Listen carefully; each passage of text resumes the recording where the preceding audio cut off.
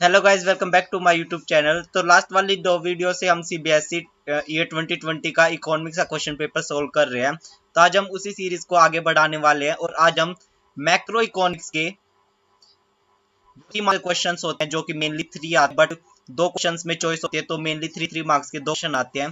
तो वो दोनों क्वेश्चन सोल्व करने वाले हैं और इससे नेक्स्ट वाली वीडियो में हम इंडियन इकोनॉमी के जो भी थ्री मार्कर क्वेश्चन होते हैं वो सारे सोल्व करेंगे। तो सबसे पहले हम अपना 3 मार्क्स का फर्स्ट क्वेश्चन देख लेते हैं। Subsidies to the producer should be treated at transfer payments. तो स्टेटमेंट कह रहे हैं कि जो सब्सिडीज है जो प्रोड्यूसर्स को दी जाती हैं वो ट्रांसफर पेमेंट्स की तरह ट्रीट करनी चाहिए। तो हमें क्या करना है, इसका आंसर कैसे देना है, डिफेंड और refuse the given statement with valid reason. तो हमें स्टेटमेंट को डिफेंड करना है या फिर रिफ्यूज करना है और उसके साथ हमें उसका वैलिड रीजन देना है कि हमने डिफेंड किया तो क्यों किया है और रिफ्यूज किया है तो क्यों किया। हम इसका आंसर देख लेते हैं जो सीबीएसई ने खुद भेजा है, जो भी क्वेश्चन पेपर के साथ सॉल्यूशन आता है उसके साथ। तो subsidies to the producer can not be treated a transfer payment. तो जो सब्सिडीज है जो प्रोड्यूसर को दी जाती है वो ट्रांसफर पेमेंट नहीं ट्रीट करनी चाहिए, because in order for it to be called a transfer payment it needs not to contribute in the production और वैल्यू एडिशन। तो अगर हमें जो सब्सिडी है उसको ट्रांसफर पेमेंट ट्रीट कहलवाना है या फिर उसको ट्रांसफर पेमेंट ट्रीट करना है तो हमें क्या करना होगा, उसको नीड जो सब्सिडीज है उसको क्या जरूरत है करने की कि वो प्रोडक्शन में या फिर वैल्यू एडिशन में कोई भी वैल्यू ऐड ना करे, तभी ट्रांसफर पेमेंट ट्रीट करी जाएगी। बट जो सब्सिडीज है, as the subsidies are concern it enable the producer to produce more. But जो सब्सिडी क्या करती है वो प्रोड्यूसर को एनेबल करती है कि वो और ज्यादा प्रोड्यूस करे और जो जीडीपी में है उसमें और ज्यादा कंट्रीब्यूट करे। As such it can not be considered at transfer payment. और इसकी वजह से ट्रांसफर पेमेंट कहीं किसी भी तरह से ट्रीट नहीं की जा सकती। इसलिए जो सब्सिडीज है जो प्रोड्यूसर को दी जा सकते हैं हम उसको ट्रांसफर पेमेंट ट्रीट नहीं करेंगे। तो आप आंसर देख सकते हैं कि अगर सब्सिडीज को ट्रांसफर पेमेंट ट्रीट हमें कहलवाना या फिर करना है तो उसको जो सब्सिडीज को कुछ भी कंट्रीब्यूट नहीं करना होगा प्रोडक्शन में या फिर वैल्यू एडिशन में। बट जो सब्सिडीज है वो जो प्रोड्यूसर है उसको और ज्यादा एनेबल करते और ज्यादा फोर्स करते कि वो और ज्यादा प्रोड्यूस करे और जीडीपी में और ज्यादा कंट्रीब्यूट करे। तो इसकी वजह से हम उसको ट्रांसफर पेमेंट नहीं कह सकते। तो ये था इसका आंसर। अब चलते हैं, तो हमारा पार्ट ए जो हो चुका है, अब देखते हैं circular flow of income in a two sector economy. तो हमें circular flow of income two sector economy में बताना है। बहुत ज्यादा इंपॉर्टेंट क्वेश्चन है, हर बार 2 या 3 मार्क्स में आता ही रहता है। अब की बार तो 3 मार्क्स में आया था 2020 में। आपको पता है जो 2021 है उसमें तो जो भी एग्जाम है वो नहीं हुए थे, बट हम पिछले वाला पेपर जरूर सॉल्व करेंगे। Circular flow of income in a two sector economy. तो जो सर्कुलर फ्लो ऑफ इनकम है वो दो सेक्टर इकोनॉमी कैसा है। तो दो सेक्टर इकोनॉमी मतलब हमें पता है 4 सेक्टर होते हैं। अगर आपको पूरी वीडियो देखना है तो आप चैनल पर जाकर देख सकते हैं, आपको प्लेलिस्ट में आसानी से मिल जाएगी।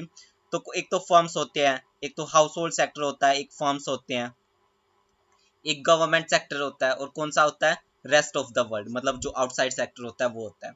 तो देखते हैं, households are the owners of the factor of production. जो हाउस होल्ड्स होते हैं वो ओनर होते हैं फैक्टर ऑफ प्रोडक्शन में। As they provide factor services to the firms. और ये क्या करते हैं, जो फैक्टर सर्विसेज होती है वो फर्म्स को प्रोवाइड करते हैं। मतलब हाउस होल्ड क्या करते हैं, जो भी फैक्टर सर्विसेज उनके पास होती है, जैसे कि आप नीचे देख सकते हैं, ये फर्म्स को प्रोवाइड करते हैं, प्रोड्यूसिंग यूनिट को प्रोवाइड करते हैं। Firms provide factor payment in exchange of their factor services. तो जो फर्म्स हाउस होल्ड से फैक्टर सर्विसेज लेते हैं तो उसके बदले में फर्म को भी कुछ देना होगा, तो फर्म उनको क्या देती है, फैक्टर पेमेंट्स उनको देती है हाउस होल्ड्स को। So factor payments flows from firms या फिर producing unit to the household. तो फैक्टर पेमेंट किस तरफ फ्लो करती है, फर्म्स की तरफ से हाउस होल्ड तक जाती है। मतलब फर्म उनको देती है तो वो हाउस होल्ड तक जाएगी। House hold purchases goods and services from firms. तो जो हाउस होल्ड अब दूसरे पार्ट में क्या करता है, जो हाउस होल्ड है वो क्या करता है, फर्म से गुड्स और सर्विसेज खरीदता है। अब उसके बदले में हाउस होल्ड क्या करेगा, उसके बदले में उसको पैसे देगा। तो जैसा कि आप ए ऑप्शन देख सकते हैं, for which they have to make payment for them. तो उसके बदले में उसको क्या करना पड़ेगा, हाउस होल्ड को पेमेंट करनी पड़ेगी। So consumption expenditure spending on goods and services flows from household to the firms. यहाँ पे फर्म्स है तो जो कंजप्शन एक्सपेंडिचर है या फिर स्पेंडिंग करते हैं गुड्स और सर्विसेज वो किस तरफ फ्लो करता है, हाउस होल्ड से फर्म तक।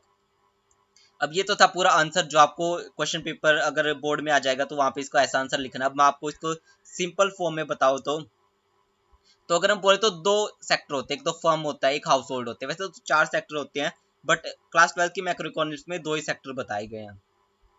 तो जो फर्म्स होते हैं वो हाउस होल्ड से क्या करते हैं, जो फैक्टर सर्विसेज है वो लेते हैं, मतलब कि जो हाउस होल्ड है वो फैक्टर सर्विसेज प्रोवाइड करेगा फॉर्म्स को। और फैक्टर सर्विसेज जैसे कि लैंड हो गया, लेबर हो गया, कैपिटल हो गया, एंटरप्रेन्योर हो गया, ये सारी चीज़ें जो हाउस होल्ड है वो फॉर्म को प्रोवाइड करता है। अब उसके बदले में फॉर्म को भी कुछ पे करना होगा, तो फर्म उनको क्या पे करती है, रेंट पे करती है और सैलरी वगैरह पे करती है, तो वो तो हो गया फैक्टर पेमेंट।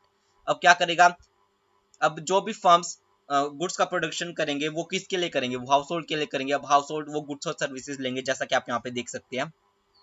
अब उसके बदले में हाउस होल्ड क्या करेगा, जो फर्म्स है उनको कुछ पे करेगा। अब आप कुछ भी शॉप से अगर कुछ भी लेने जाते हो तो आप उसके बदले में पेमेंट करते हो ना। तो बड़े बड़े फर्म्स होते हैं वो किसके लिए गुड्स को प्रोड्यूस करते हैं, तो आपके लिए प्रोड्यूस करते हैं ताकि आप उनको खरीदें और ज्यादा गुड्स की प्रोडक्शन करें, तो वही हाउस होल्ड उनको पैसे प्रोवाइड करेगा। तो यही इसका बेसिक आंसर। तो आप देख सकते हैं सर्कुलर फ्लो ऑफ इनकम बहुत ज्यादा इंपॉर्टेंट है, बहुत ज्यादा आता रहता है। अब देखते हैं third 3 marks question, calculate gross value added at market price. अब हमें GVA एट MP निकालना है। तो सबसे पहले हमें पता है कि GVA एट MP कौन से फॉर्मूला में निकलता है, वो है वैल्यू एडेड मेथड। तो जो वैल्यू एडेड मेथड है वो मोस्टली 3 मार्क्स में ही आता है, और जो बाकी दो मेथड है, इनकम मेथड, एक्सपेंडिचर मेथड, वो आके 6 मार्क्स में आ जाते हैं ज्यादातर, बट ये 3 मार्क्स में ही आता है। तो मैं यहाँ पे दे रखा है डेप्रिसिएशन 20,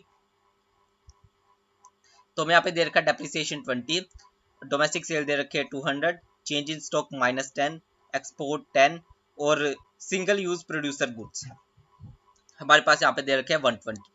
तो सबसे पहले हमें पता है कि हमें यहाँ पे नेशनल इनकम नहीं निकालना है, तो हमें यहाँ पे डेप्रिसिएशन का कोई काम नहीं है। कुछ बच्चे क्या करते हैं, डेप्रिसिएशन को प्लस कर देते हैं, माइनस कर देते हैं, बट हमें सिर्फ GVA एट MP निकालना है, हमें इसको नेशनल इनकम में कन्वर्ट नहीं करना है।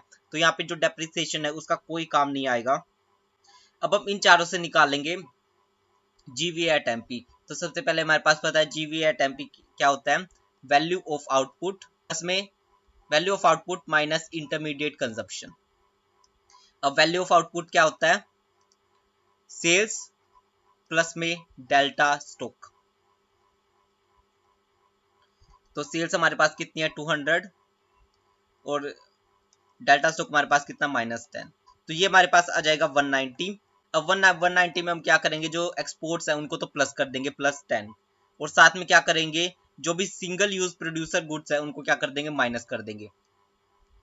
तो अगर हम इन दोनों को प्लस करेंगे तो हमारे पास ये आ जाएगा 200 माइनस 120, तो हमारे पास यहाँ पे क्या आ जाएगा 80 लाख रुपीज। तो हमारे पास क्या आंसर आ जाएगा, GVA at MP is equal to 80 lakh rupees. कुछ बच्चे क्या करते हैं, GVA at MP is equal to 80 लिखाते हैं, नहीं, यहाँ पे अमाउंट रुपीज इन लैक्स लिख रखा है, तो हम यहाँ पे सेम यहीं पे उतारेंगे। अगर आपने करोड़ में लिख दिया या फिर कुछ नहीं लिखा तो उसके नंबर शायद कट सकते हैं, वो एग्जामिनर के मूड के ऊपर डिपेंड करता है कि वो इसको इग्नोर कर देता है या फिर इसके मार्क्स काट लेता है। तो ये थे मैक्रो इकोनॉमिक्स के 3 मार्क के क्वेश्चंस। होपफुली आपको सारे क्वेश्चन आराम से समझ में आ गए होंगे, बहुत ज्यादा इंपॉर्टेंट क्वेश्चन है तीनों। अगर वीडियो अच्छी लगी तो लाइक कर दीजिए। नेक्स्ट वाली वीडियो में हम 3 मार्कर क्वेश्चन लेके आएंगे CBSE 2020 के इंडियन इकोनॉमिक डेवलपमेंट के। अगर चैनल अच्छा लग रहा है सब्सक्राइब कर लीजिए, बहुत सारी वीडियोस आने वाली हैं। Thank you for watching the video.